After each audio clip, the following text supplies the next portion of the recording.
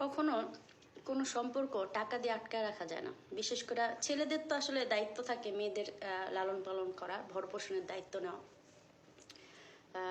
কিন্তু মেয়েদের কোনো দায়িত্ব থাকে না এটা যে আমার হাজবেন্ড আমার পালতে হবে। বিশেষ করে যদি হাজবেন্ড পঙ্গু হয়, হাজবেন্ডের যদি বড় ধরনের কোনো অসুস্থ হয়, সেই ক্ষেত্রে আপনি করতে পারেন। বা আপনার হাজবেন্ড সুস্থ একজন মানুষ, তাহলে সেই ক্ষেত্রে আপনার হাজবেন্ডের পালার কোনো আপনার ইয়ে নেই। তো বিষয়টা হইতেছে কি চাচি, আপনি যে পালতাছেন না, আমার আমার জান্ডারে পালতাছেন, হ্যাঁ, তো জান্ডার আপনার আমার এই জান্ডার আরও কয়টা জান আছে, মানে আপনার থেকে নেয় আরেকজন থেকে নিয়ে নিয়ে আপনি চলতেছে। কয়দিন চলবে? এই যে দেখেন, যখন দেখে কোনো দিকে কুল পায় না, তখন আইসা আমার একটু খোঁচা মারে, বুঝছেন? দূরেতে খাড়ায় খোঁচা মারে।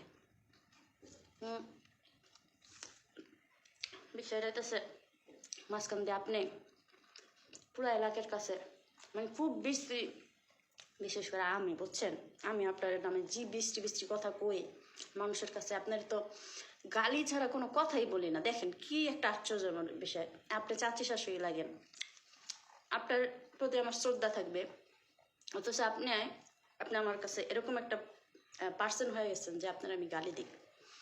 আমি মাঝে মধ্যে বলি কি মানুষের কাছে যে ওনার হাজবেন্ড একটা কাজ করতে পারে,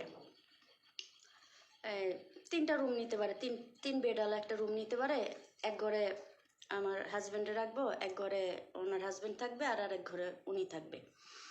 পরে চাচির যখন যার লাগবে তার কাছে যাবে, আর নাহলে মাঝে মধ্যে 2জন মিলেই তার ঘরে যাবে, সমস্যা কি, যেহেতু সে পারে 2জনের নিতে। এই যে কথাগুলি আমি বলি না, বিশ্বাস করেন আমি মন থেকে বলি না, মানে মন থেকে বলি নাকি, এখন তো আপনার রাগে বলি বা আপনার ঘৃণায় বলি, মানে আপনার প্রতি প্রচণ্ড রকম ঘৃণা আমার। জুতা দিয়ে বাইরে দিতে আপনারা, আমি জুতা দিয়ে বাড়িয়ে দিব আপনি যে এটা আপনি মনে রেখেন, আল্লাহ আমার ব্যবস্থা করে দেয়, বিশ্বাস করেন। আমি আল্লাহ এই পর্যন্ত যা আমি চাইছি না পাইছি, আলহামদুলিল্লাহ। আল্লাহ আমার ব্যবস্থা করে দিবে আপনারা জুতা দিয়ে বাড়িয়ে দেওয়ার জন্য। হ্যাঁ, তো বিষয়টা তো সে কে জানেন, আপনি আমি যে বুদ্ধিটা দিছি করতে পারেন, ঠিক আছে?